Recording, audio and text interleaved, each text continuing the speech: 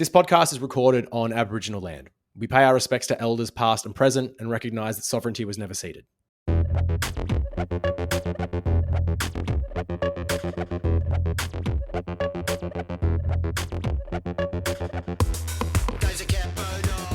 Welcome back to the Radical Online Leftist Pipeline Podcast. I'm Mitch Alexander. I'm Tom Danagy. Thank you. I'm Celeste Little. I'm still Purple Fingers. So we've had technical difficulties this week, but also for the last few weeks, and then also a difficulty broadly in life in that we're all very cool, interesting, good-looking people, right? And when cool, interesting, good-looking people get together to do a podcast, all of the stuff that makes us cool and interesting and good-looking takes up all our fucking time. And so we don't really have a lot of time to also do the podcast. So apologies for being away. But I'm not expecting any of our listeners really to know what happened on August 31st because we're the only podcast and we've been away. And so unfortunately, no one has really known what's going on. So we'll talk a little bit about what happened on August 31st and our thoughts and feelings on that whole fucking situation. But then also, we all decided that we really do need to do a fucking episode now because we're putting our weight behind it, as everyone is, for the rallies that are coming up on Saturday. Huge, broad base, lefty, on the streets, boots on the fucking ground rallies. The type of shit we always talk about we want. So I'm going to forward sizzle that now. I'm going to plug it a little bit now. We will have all the links in the show notes, but there will be rallies in your cities that are leftist, anti-right-wing, anti-far-right, anti-immigration bullshit, because they're also going to be out on the streets again. But we recently had neo-Nazis on our fucking streets, and a lot of us have decided, no, we're not fucking putting up with that, so we're getting back out on the streets Saturday the 13th. So I'll be there, you'll be there, we'll all be there. It'll be fucking great. Now let's rewind a little bit. Yep. And we'll talk about what happened August 31st. Oh, what a time we've had. If you all want a really in-depth explanation of what occurred on the 31st, I did a very long video, about 40 minutes long, dissecting rally footage from state to state. I really do. It's the best that I could do to try and indicate what occurred on the day. And I didn't just make it for us.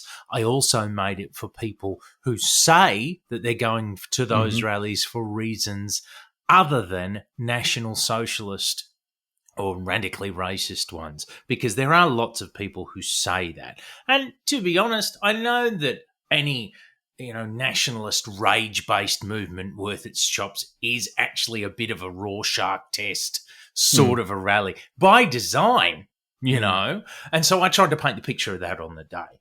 There's only a very small wedge of neo-Nazis, but they played a very effective game of capturing that rally. So that's what I talk about in the video. But the very long and short of it is that over the course of not really long, about 4 to 6 weeks, I would say, a rally proposal started gaining momentum, which was very vague, almost by design. And it was talking about bringing your Aussie flag, only Aussie flags allowed. Oh, and the Eureka one, but not the Aboriginal one.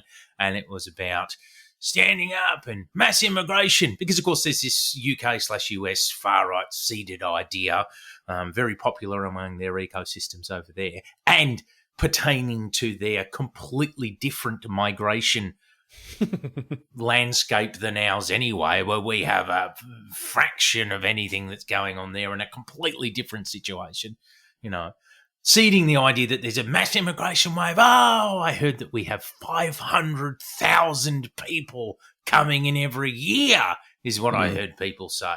Now, I can argue about people without all of that. In fact, I've got to say, everyone, I don't know about you guys, but one thing I've had to accustom myself to and be still about and get used to is the fact that, okay, maybe I am going to have lots of arguments and discussions with people over the past, God knows how long in the future, about this mass immigration thing. Maybe I just am. You know what? And actually, now I'm going to say I'm okay with that. Because if you really do think there's 500,000 people coming in a year and that's why you can't get a house, I'd tell you you've been conned. But it's a conversation I'll let us have. And that's my approach on that. That's where I've arrived to. I don't know about you guys, but that's sort of where I am with that. But Yeah. the difference between that and the National Socialists who, depending on who you ask, either got in very early or were told very early on or right from the outset that this rally is meant to be a welcoming space for you guys, they don't believe in mass immigration. That's like saying that Osama bin Laden is an American cultural critic. Tom Or that's like saying that the Unabomber was a technology reform advocate. He's a Luddite. As in, kinda, sorta, but not really. And it's not really telling the story of where they went with their things. Neo-Nazis and mass immigration, they're not about curbing mass immigration. They're about, in this context, they're about lots of things. You know what I mean? Lots of very violent things. But in this context, they're about deporting or executing all non-white citizens and non-citizens. Yeah. Anyway, we're not here to explain to our listeners what the difference is between a neo-Nazi and a fucking foaming nationalist. You know, the neo-Nazis were invited in and then essentially became co-organisers. You know, in many of the states, they deployed tricks like influencing, some by stacking the marshals and the speakers. They did it best in Sydney, or sometimes by simply muscling their way in, where they crowbarred their way in and dominated violently, so like they did in Melbourne. And sometimes they didn't have success in some of the states. Like over in Adelaide, where they got shoved off the mic and a big fight ensued and then the cops dispersed them all. But what we do know is that nationwide, the National Socialist Network managed to capture a series of nationalist rallies and turn them into, no other word for it, National Socialist rallies. Yeah. And that is not an advance or a development in like militant National Socialism that anyone's seen anywhere in the world. It's actually like it's a notable historic event in post-World War II militant, neo-Nazism. It's like it's something that should go into the history books, if you ask me. Like, even if it's just as a footnote. Please let this just be a footnote. Yeah, like the lockdowns. We're living through unprecedented historical events. Wow. Yeah, that's it. And they managed to capture these ones. And it's funny you mentioned the lockdowns, Mitch, because if you look back to their futile and unsuccessful attempts to capture a lot of the anti-lockdown movement, they might have had their conspiracies get into a lot of their brains, leading to where we are now, sure. But there were also extreme frustrations of organised neo-Nazis in their attempts to capture the anti-vax or the anti-lockdown movement. They had it wasn't a reflection of their guys. You know, you'd have neo-Nazis had to go and watch smoking ceremonies and they'd chuck a hissy fit and go home. I remember that. You know, they couldn't control that movement. And so this one they captured it successfully, you know, because as Slack Bastard, the homie, said on his blog, a nationalist movement is not exactly especially resistant to the wiles of National Socialists, are they? You know, it's in the name. So, yeah, it's in the fucking name. It's in the fucking name. I just want to sort of go back to as well, like when you were saying, you know, they co-opted these rallies. At whatever point you want to sort of say they did, they violently muscled through or not. Adelaide kicked him out, blah blah blah. But there is something that I just want to sort of highlight that I've been thinking about. Is that we all know, and I assume most of the cookers know as well, just that old adage of like, if there's 10 of you at a dinner and one of you sits down and is a Nazi, you're at a Nazi dinner. All like the 9 of you are at a Nazi dinner at that point. Exactly. This is a literal version of that. The numbers are just bigger and they weren't eating, they were walking. But I'm sorry. It's worse than that. It's worse. They weren't just there. Like, it's the host of the dinner. Yeah, it was their podium that you were all listening to. Like, they brought their fucking NSM podium. It was their chants that you were all chanting. It was like led by them. They were providing security for you. They weren't just there. It was their thing that you were at. Yeah. And you know, in my video, without wanting to go through it in great detail, you will recall, if you've seen it, that I tried to pay it any time I saw people push back against them. I did. And I didn't even capture all those times.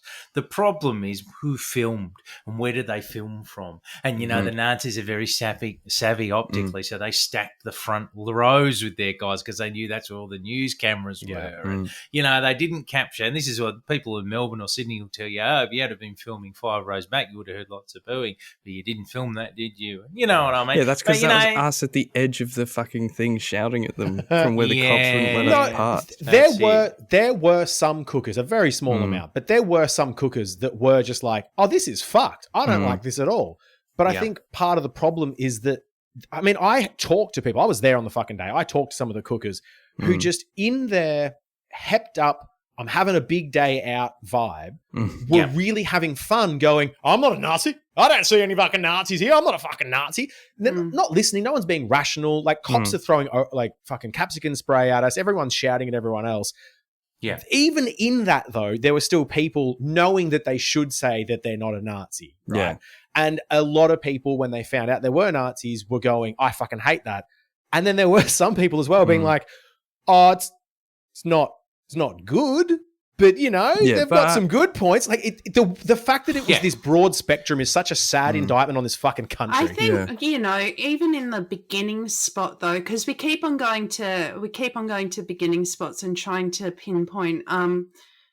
Even agreeing to go to a nationalist rally in the first place, though, to me is just extraordinary. I don't. Yeah. I mean, I know why they go on. I know why they go on.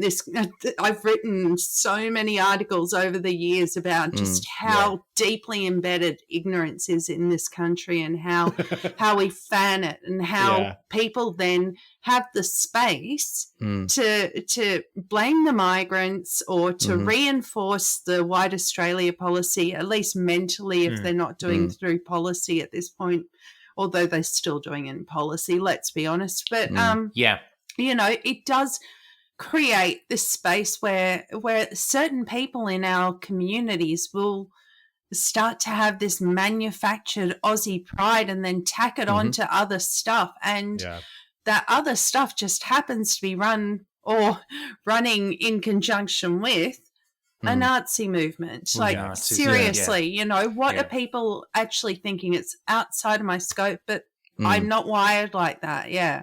Exactly. And there was all of this happening. Like, it was, I don't think any of us are going to disagree that it was a Nazi rally. But like right at the start, when I saw all the videos from all the young people that were, you know, coming out in support of it, my perspective of the rally was that, you know, some of these people have legitimate concerns that we should, as a working class, you know, be concerned about, like the costs of housing and stuff. And obviously we should then blame the capitalists and blah, blah, blah, blah, blah. Yeah, we should talk with them about that. Yeah. Totally. And we should converse with those people, because those are people that, you know, can be won to our ideas and whatever.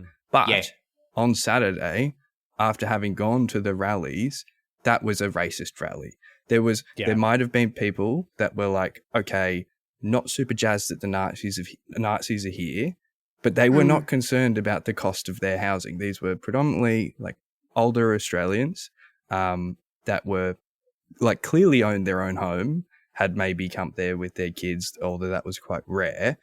They were not concerned about the price of housing. These were like this was a middle class crowd, or, you know, outer suburbs, home owning kind of regional area people that have travelled into Melbourne. Culturally racist. It's exactly, culturally just racist. You know, that was it. Yeah. There's also that issue too of like the libidinal urges that come out. I've never been in a group of lefties that have been really riled up about something and then accidentally done a racist chant. Yes. Right? Yeah, I've heard a lot of chants at a lot of different rallies, and some of them get really fucking extreme, but they're all based on our ideology. And that anyone tried to start a racist chant and everyone just sort of went along with it accidentally is bullshit. Like, what should have happened is the Nazis tried to start their fucking chant about like using just slurs. Just let's be fucking honest. I think, Tom, there's some in your video. They're just using fucking slurs. And that the entire crowd didn't have a record drop moment going, oh, fuck, oh, no, actually, no, I'm not having that. They just went, oh, fuck yeah, we're actually doing it. We're doing the thing that I love. Saying slurs. Like, that's the indictment on this fucking group. I will say, though, I think like you're right, Jordan. Yeah. I think you're right, Jordan, in that the overwhelming majority of these people were middle class enough.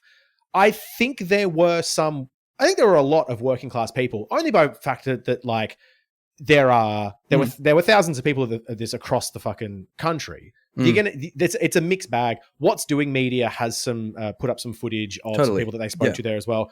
I found some footage too, which is blowing my mind. And I think Celeste, you and I have talked about it a little bit. The rallies 10 years ago, the Reclaim Australia rallies, the anti-Islam, the anti-halal tax, which I haven't heard it talked about for a very fucking long time, until this one this year, until August 31st. I had not heard the economic concerns of these people packaged in the exact same way. And I will say as well, Jordan, the people who are landlords at this rally, right, can still absolutely feel like they are hard done by true blue working class Aussies just because their economic situation feels fraught, either because it is fraught or Sky News is telling him it's fraud. Yeah, exactly. You've got fucking millionaires being like, I'm not stable, it's all scary, right? This is getting tough. But the fact that these fucking talking points keep coming out every single time these people get together, and the last video I saw from What's Doing Media highlighted this well. Obviously, all these in the show note. But like, they start talking about shit. I'll always remember this guy at the Reclaim Australia rally 10 years ago talking about Muslims coming in, can't have Muslims, and they put their halal tax on shit. And if they put the halal tax on Vegemite, then I can't afford Vegemite to put on my kids' sandwiches to send them to school. I can't send them to school without sandwiches. And it's like, oh, dude, you are pressed with the cost of living crisis. That's your problem. You should blame the capitalists. It's an economic problem, right? And they're saying the same shit again at this rally. You know, I see my family, my friends who are unable to find a rental. They can't afford their bills. Where do we stop here? Something needs to give, and if this is a show out that you can see, we all feel the same way. And I mean, we've got people here, obviously not the typical Aussie-looking guys, but they're Aussies all the same. And this is what we need to do: is look after our own first. Then we can help 100%, and then we can help others when we can. That's right. He's my brother. This isn't about race. We want change. 5 items at Coles, $100. Are you serious? $600 to $700 for a 3-bedroom home out in Frankston. I pay about $600 a fortnight just in rent. It doesn't leave much by the time you pay power and water and buy food. No, I can't even get an unemployment benefit properly. Everything goes up, nothing ever comes down in price. I believe that's the main reason why there's so much people here today, to be honest. You can't even blame them. You can't blame them. Like, fair enough. It's fair enough. Am I meant to be homeless? Like, why are you raising the prices so much? And what would you like to say to your landlord? I'd just like to say, drop the rent to a reasonable price so people can somewhat survive in some kind of formal way. Some kind of a normal life, instead of struggle, yeah. We need to talk to these people, not at your fucking racist rally where the blood's up and all you want to do is get in a punch on, and a lot of them have been fucking drinking before they get there because, again, it's a big party for them because they don't usually go to rallies, right? But if you have a chat, which I saw also a lot of happening on Saturday, people would have these chats and it would start with a fight, and it was like dogs like seeing each other on a lead from the street away with like, the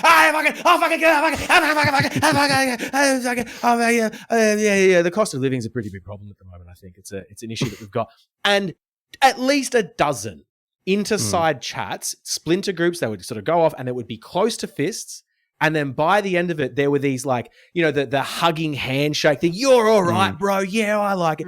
Because again, when you have that many people, especially on that right-wing side, if they spiral up into one way, which is what the Nazis were good at, spiraling them into one direction, they will go with it. And if you can spiral them into another direction, sometimes, not all times, I think you hear these conversations where people just want to be heard and they want to connect with other people. And this is the project of the left, is to not let those people, who, again, like you said, Celeste, are ignorant, and they're ignorant for a bunch of fucking reasons, don't let them fall to Nazis.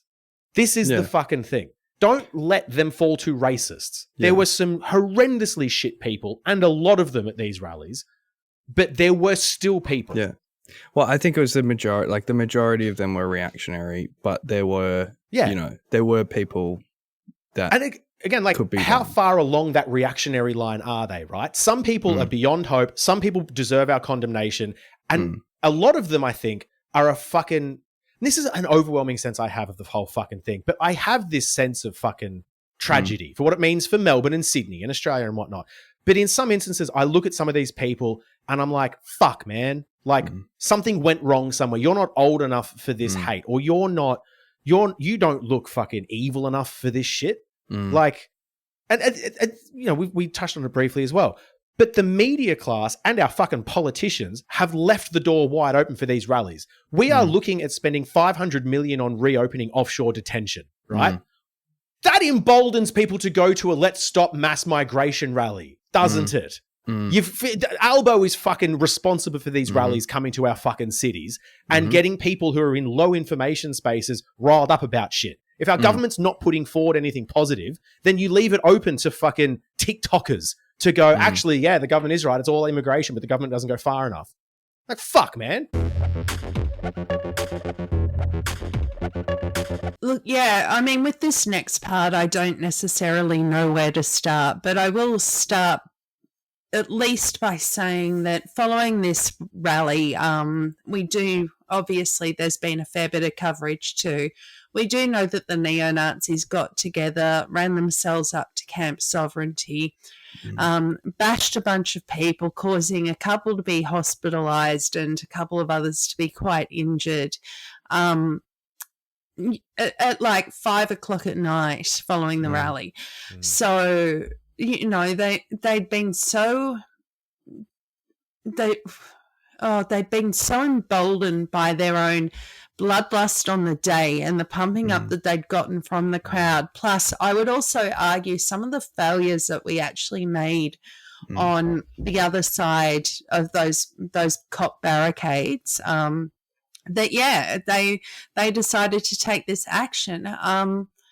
It's absolutely disgusting that they did so. I'm not going to lie, as somebody who is all decarceration and whatever else, I was rather happy to see Tom Sewell denied bail this week, and like that was a bit of a highlight. So yeah, I'm a hypocrite like a lot of us, But yeah, you know, if we wanted proof that this wasn't about fears of migration or whatever else, then I don't think you get much more proof than the fact that they decided to then go and storm what is an Aboriginal protest and sacred site, because Camp Sovereignty is on the grounds of not only a burial site of returned remains that have been stolen from ancestors and taken across the world to be oohed and ahed at by a bunch of white people in museums and whatever else that they did to them.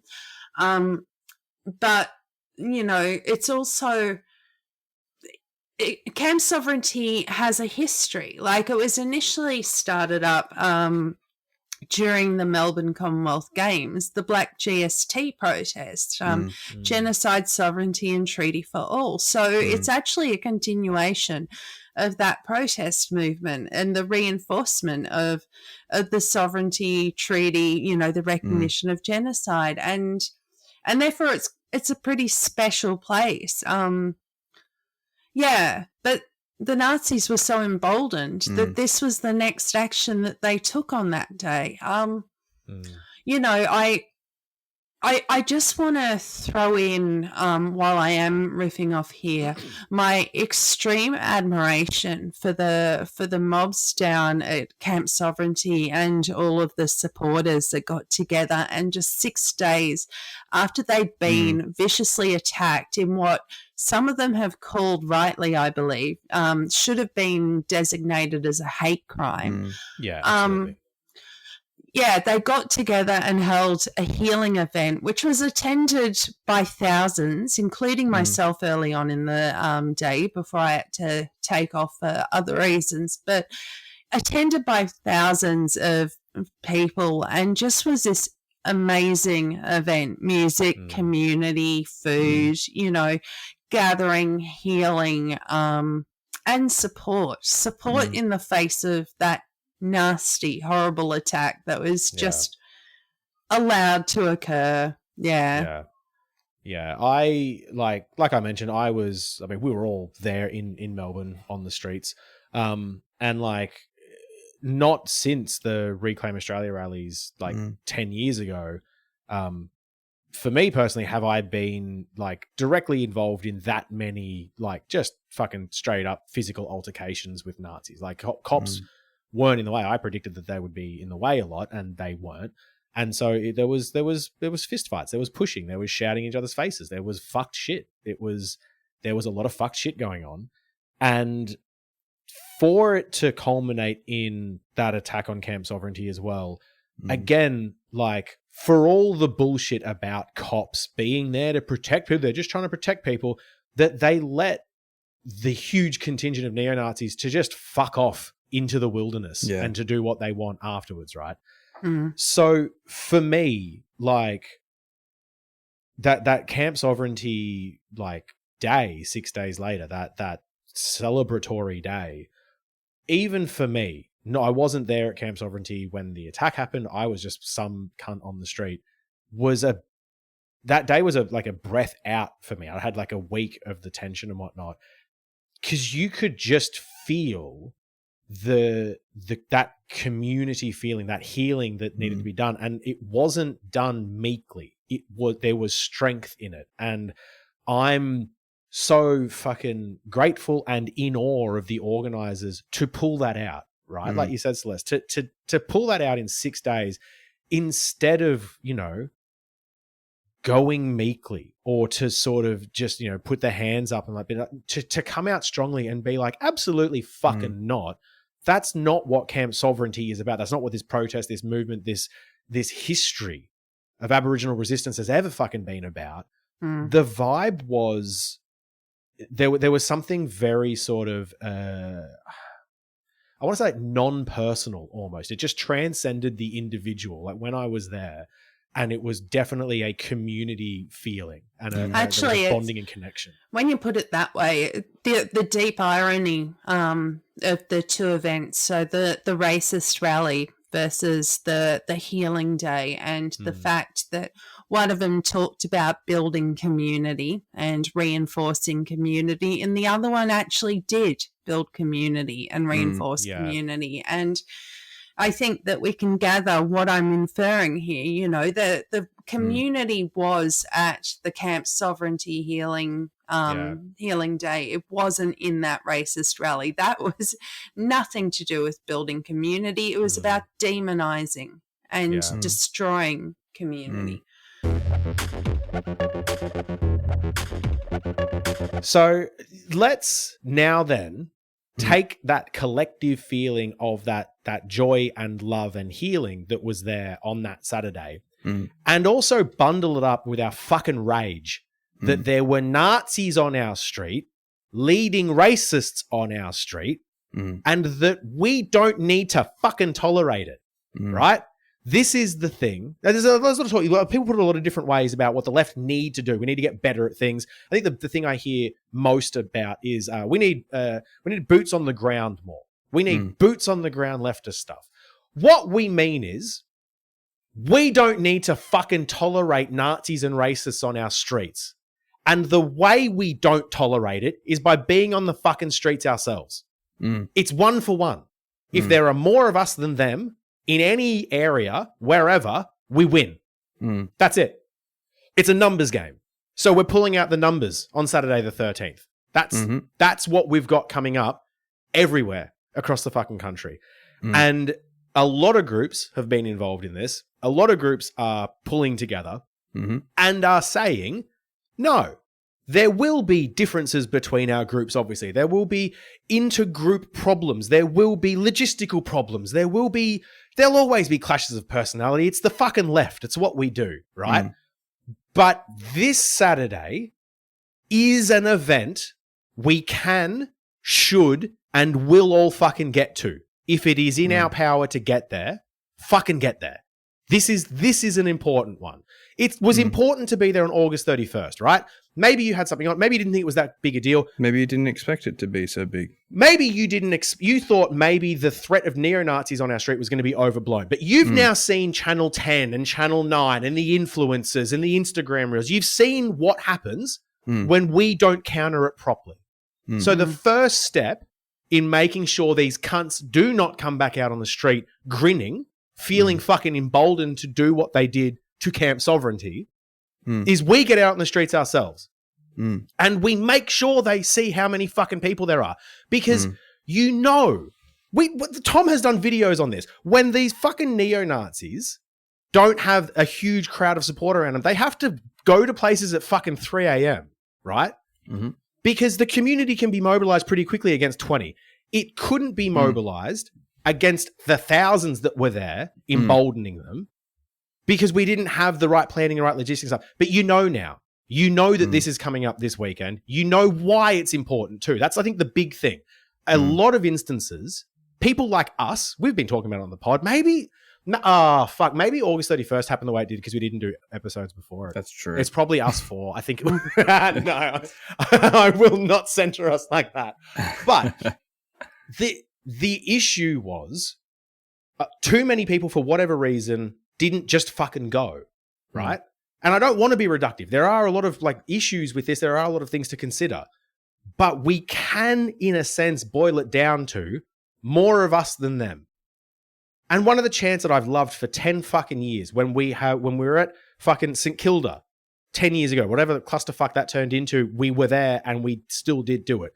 Every other time, racists and neo-Nazis have come out. When we've marched on their fucking gyms out fucking west, right? You'll always lose in Melbourne is such a fucking reifying chant for me. I love that, right? Because they fucking will and they should. Why are we letting that happen? And then not just Melbourne. Let's expand it out. Why would you want that in Sydney?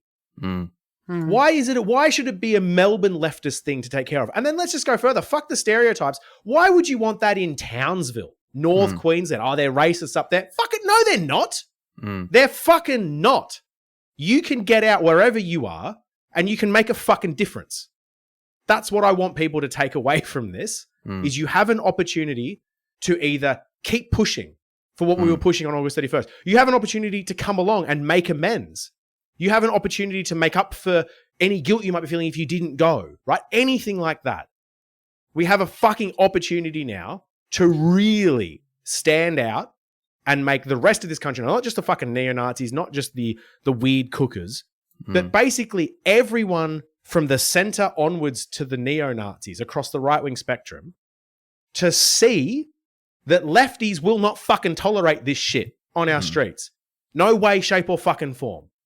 This is the other thing. For all the fucking depression or anxiety or anger or frustration or whatever you felt seeing what happened with neo-Nazis marching, talking on our at podiums, marching on our streets, attacking Aboriginal people that can't fucking sovereignty right. Any of those feelings that you felt can be inverted if you get out on the street and stand arm in arm, shoulder to shoulder with a bunch of like-minded, angry people.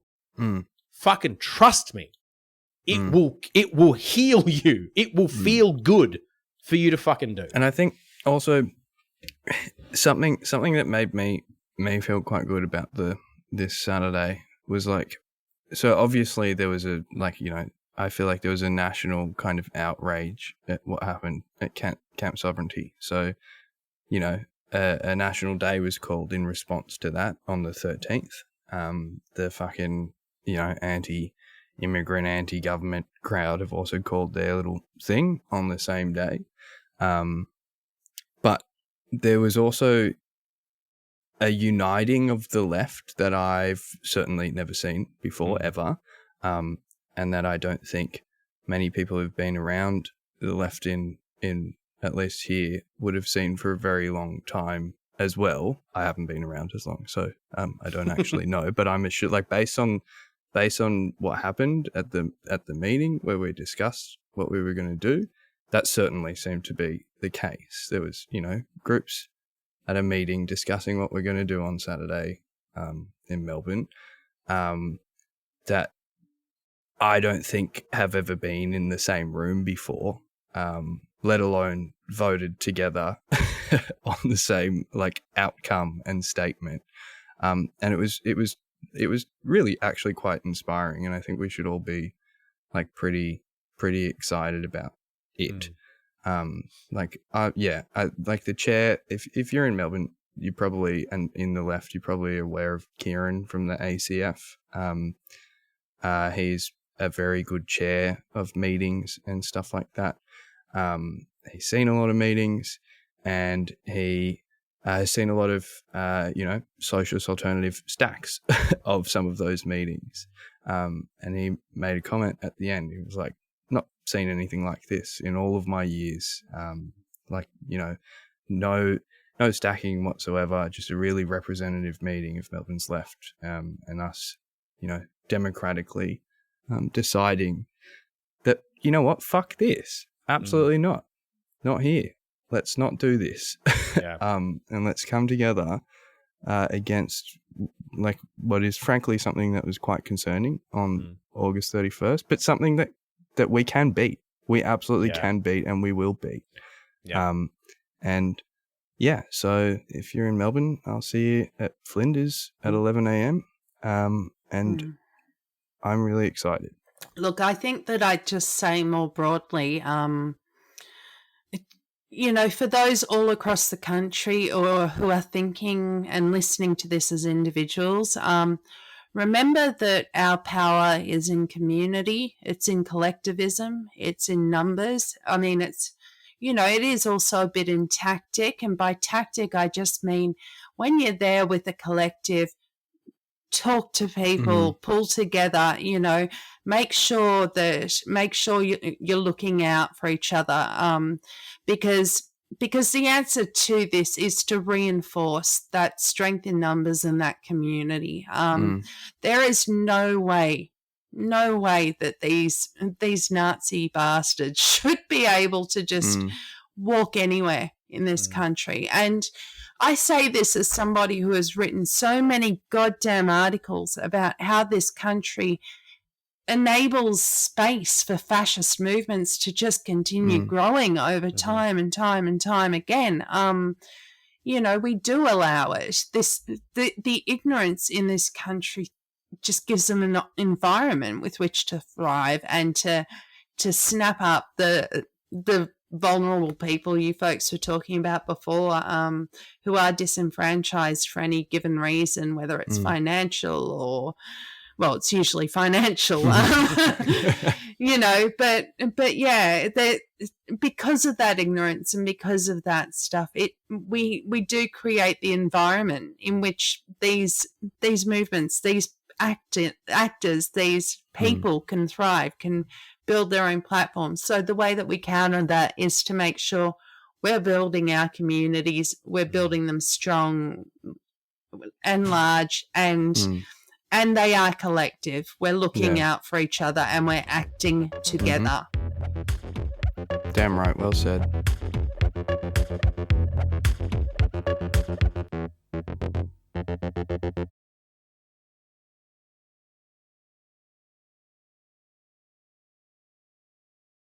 Minutes to the point.